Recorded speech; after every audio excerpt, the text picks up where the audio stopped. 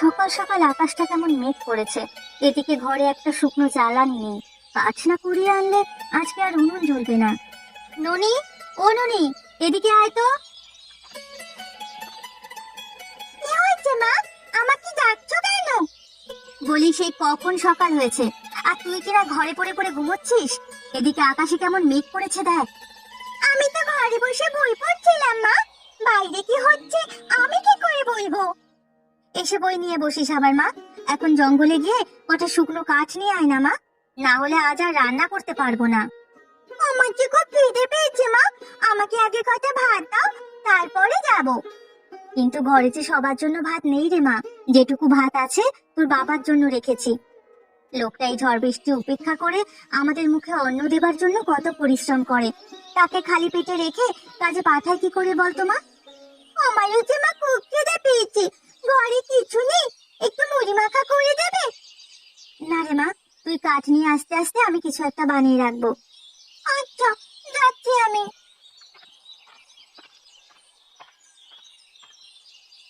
সকাল সকাল উঠে কোথায় গিয়েছিলেন মা আপনি? গিয়েছিলাম একটু শিবুদির বাড়িতে। শিবুর মা আবার আমার জন্য কটা কচু শাক দিয়ে দিল, তাই নিয়ে এলাম বৌমা। ভালো করেছেন মা, এমনিতেও ঘরে কিছুটি নেই রান্না করার মতো, এভাবে যে আর কতদিন চলবে কে জানে। জানি না বিধাতা আর কত পরীক্ষা নেবেন আমাদের। এতে এসে খুব কষ্ট হয়ে গেছে, আমাকে এক গ্লাস জল খাওয়াবে বৌমা? আপনি ঘরে গিয়ে বসুন, আমি আপনার জন্য জল নিয়ে আসছি মা। কচু শাকগুলো আমাকে দিয়ে দিন। এই নাও বৌমা।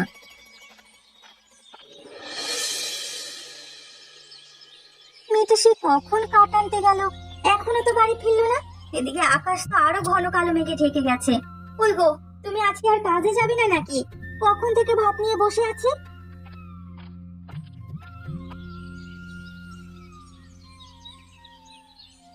মা, ননি, ওরা কোথায় গিন্নি? সকাল থেকে তো ওদের দেখতে পাচ্ছি না। মা ঘরেই আছেন, আর ননিকে একটু জঙ্গলের দিকে পাঠিয়েছিলাম কটা শুকনো কাঠ আনার জন্য। বৃষ্টি হলে তো পরে আর রান্নাই করতে পারবো না। মেয়েটাকে এই আবহাওয়ায় একা একা জঙ্গলে পাঠানো ঠিক হয়নি তোমার গিন্নি। তাহলে কি করতাম বলো? সব কাজ ছেড়ে ছুড়ে কি আমি যেতাম তাই বলছো? তা ভাতগুলো তো আমাকে না দিয়ে ননিকে খাইয়ে দিতে পারতে তুমি। এই কটা ভাত দিয়ে কজনের পেট ভরাবো? এদিকে মাও সকাল থেকে কিছু খায়নি, ঘরে কিছু নেই যে কিছু বানিয়ে দেব। তোমাকে বিদায় করে কমলার থেকে কটা আটা এনে চারটে চাপাতি বানিয়ে দেবো ভেবেছিলাম। তোমাদের খুব কষ্ট হয় এই সংসারে, তাই না গিন্নি? আমি কি করব বলো, আমি তো কম চেষ্টা করি না গিন্নি। একটু সুখের জন্য পুরুষ মানুষের কত কিছু করতে হয়। জানি না বিধাতা আমাদের কপালে আর কি লিখে রেখেছেন, না পারি ভালো মতো দুটো খেতে আর না পারি পড়তে। শুনেছি সবুরে নাকি মেওয়া ফলে, দেখি সবুর করে ভালো কিছু আছে কিনা কপালে। হারু দাদা বলল শহরে গেলে নাকি ভালো কাজ পাওয়া যায়, ভাবছি এবার শহরে যাব গিন্নি। সে কি কথা, পথঘাট চেনা নেই জানা নেই, একা একা শহরে গিয়ে তুমি কি করবে? গ্রামে এভাবে চোখের সামনে তোমাদের অনাহারে দেখবার চেয়ে সেখানে গিয়ে মরে গেলেও ভালো। এইসব অলক্ষণে কথাবার্তা শুরু করলে সকাল সকাল বলো তো, আমাকে একদণ্ড শান্তিতে থাকতে দেবে না নাকি? তোমাদের এই কষ্ট যে আমি আর সইতে পারছি না গিন্নি। কবে তোমাদের মুখে হাসি ফোটাতে পারবো সেই চিন্তা আমাকে কুড়ে কুড়ে খায়। আমরা যেমন আছি ভালো আছি, তুমি এখন খাওয়া শেষ করে কাজে যাও দেখি। আমার খাওয়া শেষ, আমি এখন যাই গিন্নি। ওকে, পাতে কিছু ভাত রেখে দিয়েছো কেন আবার? ননি আসলে ওকে খেতে দিও, আমি এখন আসি গিন্নি। সাবধানে যেও। মা, ও মা, একবার এদিকে আসুন তো, কটা চাপাতি বানিয়েছি, এবেলায় খেয়ে নিন দেখি। মেয়েটা আমার এখনো ফিরলো না। কি ব্যাপার বৌমা, ননি দিদি ভাই কোথায়? সকাল থেকে তো দিদি ভাইকে দেখলাম না। ননিকে কিছু শুকনো কাঠ আনতে পাঠিয়েছি মা, এখনো তো মেয়েটা আমার বাড়ি ফিরলো না। আচ্ছা, কোনো বিপদ আপদ হলো না তো? তুমি না হয় একবার এগিয়ে গিয়ে দেখে আসতে, হয়তো কাঠের বোঝা নিয়ে আসতে কষ্ট হচ্ছে, তাইও দেরি হচ্ছে। আপনাকে খাইয়ে দিয়ে তবে আমি রাস্তার দিকে যাব ভাবছি। ওই তো ননি দিদি ভাই চলে এসেছে। আয় দিদি ভাই, একসাথে খেয়ে নি। বড্ড খিদে পেয়েছে, তাড়াতাড়ি খেতে দাও আমায়। এত কাঠ নিয়ে কি একা এসে সম্ভব? তুই না হয় রাস্তার পাশে রেখে এসে আমায় খবর দিলেই পারতিস, আমি গিয়ে নিয়ে আসতাম। চোর ছাত্রার জন্য কি আর সেই উপায় আছে? নবীন হাজরার বউ দেখতে পেলে আর কাঠ খুঁজে পাওয়া যাবে না। চুরি করে নিয়ে নিজেই রান্নাঘরে ঢোকাবে তোমার যেতে যেতে। তা যা বলেছিস, সেবার মনে নেই আমাদের ঘরের পেছনের সব কলমিলতা গুলো এক বিকেলের মধ্যে শেষ করে দিয়ে গেছে পোড়ামুখী। কি করবে মা, ওদের সংসারেও তো আমাদের মতোই অভাব অনটন লেগেই থাকে। তাই বলে লোকের জিনিস চুরি করে নিয়ে নিজের ঘর বোঝাই করবে নাকি? নিজে করে কমে খেতে পারে না? হয়েছে, তুই এখন খেয়ে নে দেখি। তুমি খাবে না বৌমা? তুমিও আমাদের সাথে খেয়ে নাও, খোকা তো খেয়ে গেছে। এবেলা আর রান্নার ঝামেলা করতে হবে না। না মা, এবেলা রান্না না করলে যদি বৃষ্টি আসে রান্নাঘরে আর ঢোকা যাবে না, জল পড়ে উনুন ভরে থাকবে। আমাদের না একটা চুলা ছিল বারান্দায়, সেটা কি হয়েছে মা? ওটার এক পাশ ভেঙে গেছে, ঠিক করে শুকোতে দিয়ে এসেছিলাম ঘরের পেছনে, কিন্তু রোদ তো উঠলোই না আজকে। এখন যেহেতু রান্না করবে, তাহলে আগে আমাদের সাথে দুটো কিছু মুখে দাও বৌমা। হ্যাঁ মা, তাই করি। মেয়েটা আমার কতদিন ধরে মাছ খাবার বায়না করছে, কিন্তু কি অধম বাবা আমি, সন্তানের মুখে খাবার তুলে দিতে পারছি না। আরে ওটা গোপাল না? এ গোপাল, আরে গোপাল, কোথায় চললি হনহনিয়ে? আরে হারু দাদা যে, কেমন আছো তুমি? তোমায় তো এখন আর গায়ে দেখা যায় না। তা দেখবি কি করে, আমি যখন শহরে থাকি। সে কি, শহরে থাকো মানে? শহরে নতুন কাজ পেয়েছি আমি, 20 টাকা মাইনে দেয় প্রতি মাসে। তাহলে তো খুব ভালো হয়েছে, আমাকেও একটা কাজ খুঁজে দাও না দাদা। বউ বাচ্চা নিয়ে খুব অভাবের মধ্যে দিন পার করছি। কিন্তু সে তো বড় শক্ত কাজ, তুই কি পারবিও কাজ করতে? কি কাজ দাদা? জাহাজের কারখানায় বিভিন্ন ভারী মালপত্র বোঝা বইতে হবে, অনেক খাটুনির কাজ। গায়ে তো আর কম খাটুনির কাজ করি না, তবু মহাজনের মন পাওয়া তো দূরের কথা, ঠিকমতো পারিশ্রমিক পাইনে। ও কাজ যে বড্ড ঝুঁকির কাজ, কত লোক যে বেঘরে প্রাণ হারালো চোখের সামনে এই কাজ করতে গিয়ে। মরে গেলে তো গেলামই, লোকে বলতে তো পারবে বউ বাচ্চার জন্য কিছু করতে গিয়ে মরেছে। আর এই গায়ে থেকে হাজার খাটুনির পরেও কোনো লাভ নেই। সত্যি কি তুই কাজ করতে চাইছিস? যা বলিস ভেবে চিন্তে বলিস কিন্তু। হ্যাঁ দাদা, আমি করব। কবে যেতে হবে আমাকে তাই বলো কেবল। বেশ, আমি তবে কালকে সকালে শহরের উদ্দেশ্যে বের হব, কালই তুই আমার সাথে যাস। আচ্ছা ঠিক আছে দাদা, এখন তাহলে যাই আমি। আমি মনে মনে বলি, সারাদিন আমি যেন ভালো হয়ে চলি। আচ্ছা ঠাকুমা, আমি ভালো হয়ে চলবো সেটা মনে মনে কেন বলতে হবে? জোরে জোরে বললে কি সমস্যা? আমি কি এত সব জানি দিদি ভাই? আমি হলাম গিয়ে মুখ্য সূক্ষ্ম মানুষ, বইপত্র কি আমি কখনো পড়েছি নাকি? রান্না শেষ হয়ে গেছে, আপনারা খেতে বসুন না। কুপির তেল প্রায় শেষ। কই গো, খেতে। শাকটা খেতে দারুণ হয়েছে বৌমা, মাঝে মাঝে মুখে নারকোল পড়ছে, ভালোই লাগছে খেতে। মায়ের হাতে জাদু আছে, নারকোল বাটা দিয়ে মা কচু শাকটা দারুণ বানায়। তোমাদের তো একটা কথা বলতেই ভুলে গেছিলাম, আমার একটা নতুন কাজ ঠিক হয়েছে। তাই নাকি বাবা? তা কত মাইনে দেবে তারা? 20 টাকা করে মাইনে দেবে। তাহলে তো খুব ভালো। তা কোথায় কাজ পেলে তুমি? ফেরার পথে হারু দাদার সঙ্গে দেখা হয়েছিল, হারু দাদাকে কাজের জন্য শুধুলাম, তাই দাদা এই কাজের কথা বলল। কালকে সকালে আমাকে দাদার সাথে শহরে যেতে হবে। সে কি বাবা, কাল সকালেই চলে যাবে? হ্যাঁ রে মা, দেখি কোনোভাবে ভাগ্য ফেরাতে পারি কিনা। কিন্তু হারু দাদার কাজে তো শুনেছি অনেক ঝুঁকি। জীবনে ঝুঁকি না নিলে ভালো কিছু পাওয়া যায় না গিন্নি, তুমি চিন্তা করো না, দেখবে এবারে ভালো কিছু হবে। বেশ, এখন তাড়াতাড়ি খেয়ে তবে বিশ্রাম নে খোকা, কাল সকাল সকাল আবার অনেকটা পথ যেতে হবে। শহরে যেতে যেতে তো অনেক সময় লেগে যাবে, আগে ভাগে উঠে তাই কিছু খাবার বেঁধে দিলাম, পথে খিদে পেলে খেতে পারবে। কই গো, তোমার হলো?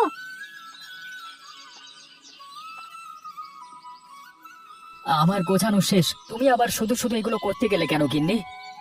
এতটা পথ পাড়ি দিয়ে যাবে, পথে খিদে পেলে খাবে কি? তাই কটা মুড়ির মোয়া আর নাড়ু দিয়েছি, খিদে পেলে খেয়ে নিও। মা কোথায়? মা, ও মা। এখনই বেরিয়ে যাবে বাবা? হ্যাঁ মা, আশীর্বাদ করো যেন তোমাদের জন্য কিছু করতে পারি। তুই আমার একমাত্র ছেলে, আমার সবকিছু তুই, আমার কোলছেরা মনি তুই। আজ দূরে বিদেশ হয়ে যাচ্ছিস, আমার কোলচেটা ছিঁড়ে যাচ্ছে রে বাবা। দুঃখ করো না মা, আমি 3 মাস অন্তর অন্তর এসে ঘুরে যাব, আর ভালো আয় হলে তোমাদেরকেও শহরে নিয়ে যাব। আমাকে কিন্তু পুরো শহর ঘুরিয়ে দেখাতে হবে বাবা, আর এইবার গায়ের মেলায় আমাকে নতুন জামাও কিনে দিতে হবে। ঠিক আছে রে মা, আমি মেলার 2 দিন আগে এসেই তোর জন্য কেনাকাটা করব। এই নাও, ভুলে আবার এগুলো রেখে চলে যেও না। যা বলো মন তোমার, কাজ করতে গেলে একটু সাবধানে কাজ করো। আমার মনটা বড্ড কুড়াচ্ছে, মন চাইছে না তোমায় যেতে দিতে। এখানে থেকে তো কত কাজই করলাম গিন্নি, কিন্তু কোথাও তো কোনো উপায় বের করতে পারলাম না। এবারে শহরে গিয়ে দেখি ভাগ্য ফেরাতে পারি কিনা। আমি এখন আসি মা, ওদেরকে তুমি দেখে রেখো। তুমি সাবধানে থেকো, আর চোখ কান খোলা রেখে কাজ করো। আসি রে মা। ঠিক আছে বাবা, তোমাকে আমার অনেক মনে পড়বে। ভাগ্যিস ননি শাপলার ডাটি তুলে আনার সময় কিছু কলমি শাক তুলে এনেছিল। এগুলো দিয়ে আমাদের কদিন ভালো মতো চলে যাবে, কি বলেন মা? সে তো হবে বৌমা, আজ আমার মনটা কেমন ভার ভার লাগছে। সকাল থেকে মনটা কেমন আনচান লাগছে। ছেলেটা বাড়ি ছাড়লো আজ 17 দিন হয়ে গেল, এখনো কোনো খবর পেলাম না। খারাপ তো আমারও লাগে মা, কিন্তু চাইলেই তো আর খবর নেওয়া সম্ভব না। আজকে শুনেছি হারু দাদা বাড়িতে আসবে, তাই তো এই বৃষ্টি উপেক্ষা করে ননি ছুটেছে ওই বাড়িতে ওর বাবার খোঁজ নিতে। আরে মেয়েটা বড্ড ওর বাবার নেওটা, বাবা ছাড়া কিচ্ছু বোঝে না। কে আছিস বাড়িতে? এই বুড়িকে একটু আশ্রয় দিবি কেউ? আরে বুড়িমা, উপরে উঠে এসো, না হলে বৃষ্টিতে ভিজে তো সর্দি বাঁধিয়ে ফেলবে। আসলে আমার বাড়ি পলাশডাঙ্গায়, যাচ্ছিলাম চন্দ্রডিঙ্গায় নাতনির বাড়িতে, নাত ছেলের অন্নপ্রাশনে। আমি না গেলে তো ওই বাড়ির রান্নাই হবে না। দিদি বুঝি খুব ভালো রান্না জানেন? জানি বই কি, এই গয়ার হাতে রান্না যে একবার খেয়েছে সে আর অন্য কিছু খেতে চায়নি। তা কবে আপনার নাত ছেলের অন্নপ্রাশন? সে অনেক দেরি আছে, আগে ভাগেই রওনা দিয়েছি, কিন্তু এই বৃষ্টির জন্য তোদের এখানে আশ্রয় নিতে হলো আমাকে। কি হয়েছে হারু দাদা, এভাবে বৃষ্টিতে ভিজে দৌড়ে এলে কেন? উনি কোথায়? কাকা বাবু বলছে বাবা নাকি আর নেই মা। না না না, এ হতে পারে না, এটা কি শোনালি আমায়? ও হারু, এটা কি হয়ে গেল? সুখের সংসারের জন্য আজ কিনা আমার বুকের ধনের প্রাণ গেল। হায় বিধাতা, এই দিন দেখার আগে আমায় উঠিয়ে নিলে না কেন? আমি কতবার করে বললাম তুমি যেও না ওই কাজে, আমার সুখের দরকার নেই, যেভাবে আছি ভালো আছি। এখন আমাদের কি হবে গো? কাঁদিস না মা, বিধাতার জিনিস বিধাতার কাছে নিয়ে গেছেন, তার জন্য কান্নাকাটি করলে তিনি রুষ্ট হবেন যে। আসলে জাহাজে কাজ করবার সময় অন্যমনস্ক হয়ে ভারী মালপত্র সহ গোপাল না জলে নিচে তলিয়ে গেছে, ওর লাশটাকে আর খুঁজে পাওয়া যায়নি। মহাজন এই 20 টাকা তোমাদের জন্য পাঠালো। এই টাকা নিয়ে আমি আর কি করবো রে হারু? এই টাকায় যে আমার খোকার রক্তের গন্ধ লেগে আছে। দুঃখ করো না পিসি, ভাগ্যে যা ছিল তাই হয়েছে, এখন সবাইকে সামলে রাখবার দায়িত্ব তো তোমারই। আমি এখন আসি, মাঝে মাঝে এসে আমি খবর নিয়ে যাব তোমাদের। হ্যাঁ,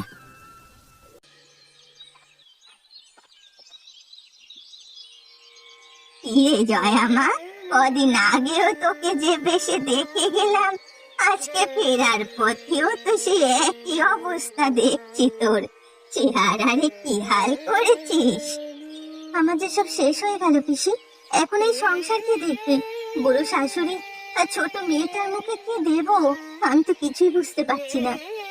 আমার কাছে একটা বুদ্ধি আছে, যদি সেটা করতে পারিস তবে আর অভাব থাকবে না। কি বুদ্ধি পিসি? তোর বাড়ি তো হাটের রাস্তায়, অনেকেই এই গায়ের হাটে বাজার করতে আসে, আবার অনেকে মাল বিক্রি করতেও আসে। তারা ফেরার পথে তোর বাড়ি থেকে খেয়ে টাকা দিয়ে যাবে। কিন্তু রোজ রোজ মাছ মাংস কেনার সামর্থ্য তো আমার নেই গো পিসি। আরে বোকা মেয়ে, মাছ মাংস খাওয়াবি কেন? তাহলে কি খাওয়াবো? খিচুড়ি খাওয়াবি। আমি এক গোপন পদ্ধতিতে তোকে খিচুড়ি রান্না শিখিয়ে দিয়ে যাব। সেই মতো রান্না করলে যেমন স্বাদ হবে তেমনি ভালো বিক্রি হবে। তাহলে তো খুব ভালো হবে গো পিসি, আমাকে এখনই শিখিয়ে দাও না। হ্যাঁ দেব, কিন্তু আমার একটা শর্ত আছে। কি শর্ত পিসি? এই রান্না শিখে ব্যবসা করবি ভালো কথা, কিন্তু কম দামে খিচুড়ি বিক্রি করতে হবে। যদি কখনো লোভের বশবর্তী হয়ে বেশি দামে খিচুড়ি বিক্রি করিস, তবে এই রান্না তুই ভুলে যাবি। তুমি যা বলবে তাই হবে পিসি। এখন আমাকে ওই গোপন পদ্ধতিতে খিচুড়ি রান্নাটা শিখিয়ে দাও। চল আমার সাথে রান্নাঘরে। কি গো বৌমা, আজকে আর কেউ আসবে না? সেই সকাল থেকে রান্না করে বসে আছি, কিন্তু কারো তো দেখা পেলাম না। ধৈর্য ধরুন মা, সবুরে মেওয়া ফলে। আর ননিবালা তো একটা কাগজে খিচুড়ির কথা লিখে বাড়ির সামনে সদর দরজায় লাগিয়ে দিয়েছে। সেটা দেখেই তো লোকজন আসবে ভেবেছিলাম, কিন্তু এখনো তো কেউ এলো না। খিচুড়িটা বেশ মজা হয়েছে, বোঝাই যাচ্ছে। কেমন সুন্দর গন্ধ বেরিয়েছে। একজন এদিকেই আসছে মা। তাই নাকি? যাক, একটা লোক আসছে তবে। এই বাড়িতে নাকি কম দামে খিচুড়ি পাওয়া যায়? আগে হ্যাঁ দাদা, 4 আনায় আপনি পেট ভরে খিচুড়ি খেয়ে যেতে পারবেন। তাই নাকি? তাহলে খুব ভালো হবে। আমি ভিনদেশি ব্যবসায়ী, এখানে হাতে আসি বেচা কেনার কাজে। এখন থেকে তাহলে এখানে আমার সঙ্গী সাথীদেরকেও নিয়ে আসবো। তাহলে তো খুব ভালো হবে বাবা, তুমি আগে বসে খেয়ে নাও। হ্যাঁ হ্যাঁ, রান্নার স্বাদ দেখি আগে, ভালো হলে অনেক লোক আসবে। আপনি বসুন দাদা, আমি এক্ষুনি খেতে দিচ্ছি। অনুনি, পাটি বিছিয়ে জল দে মা।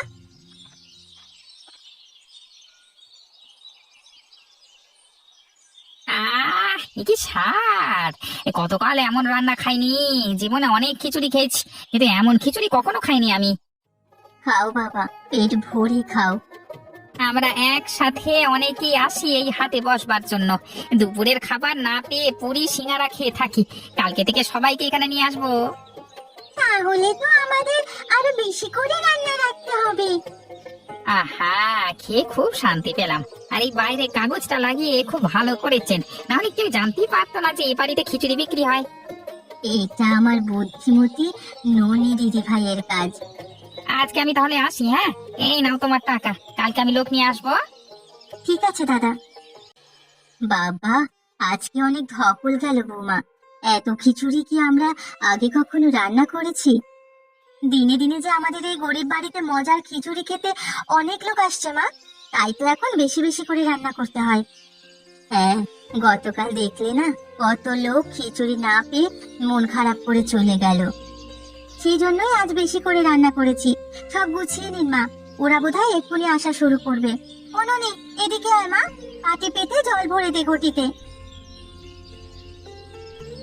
তোমাদের বলার আগে আমি সব কাজ সেরে রেখেছি।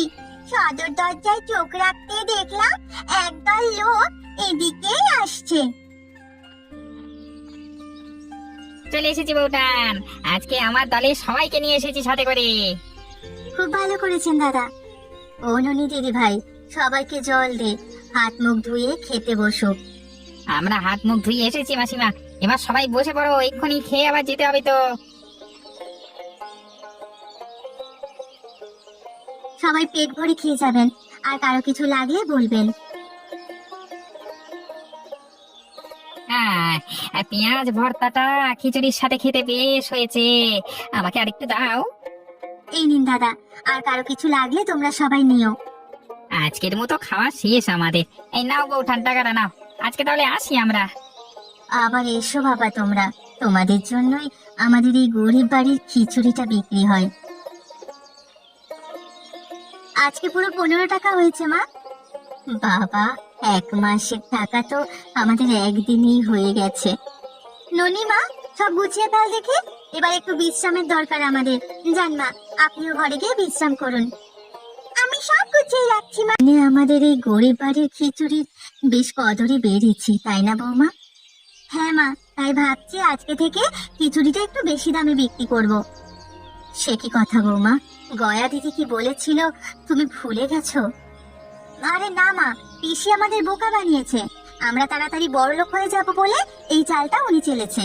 আজ থেকে সবাই গরিব বাড়ির দামি খিচুড়ি খাবে। ওই তো সবাই আসা শুরু করে দিয়েছে। কই গো বউঠান, আমাদের খিচুড়ি দাও তাড়াতাড়ি। প্রতিদিন যেন তোমার হাতের খিচুড়ি না খেলে দিনই চলে না। এক্ষুনি দিচ্ছি দাদা। আজকে তো আমার গিন্নি বলেছে খিচুড়ি নিয়ে যেতে। রোজ বাড়িতে গিয়ে তোমার খিচুড়ির কথা বলি, তাই সে বলেছে আজ যেন খিচুড়ি নিতে না বলি। বেশ তো, নিয়ে যেও বাবা। আমি সবাইকে জল আর ভর্তা দিয়ে দিয়েছি মা। খুব ভালো করেছিস। সবাই তাড়াতাড়ি খাওয়া শেষ করবে কি? আজকে হাটে তারা আছে। এই নাও বউঠান, টাকাটা নাও।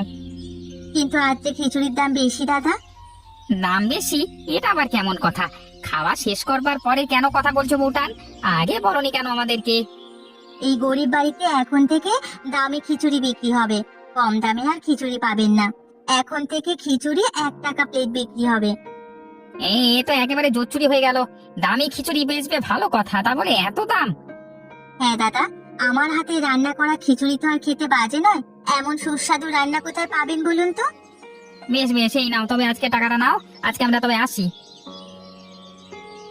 ঠিক আছে বাবা, আবার এসো কিন্তু তোমরা।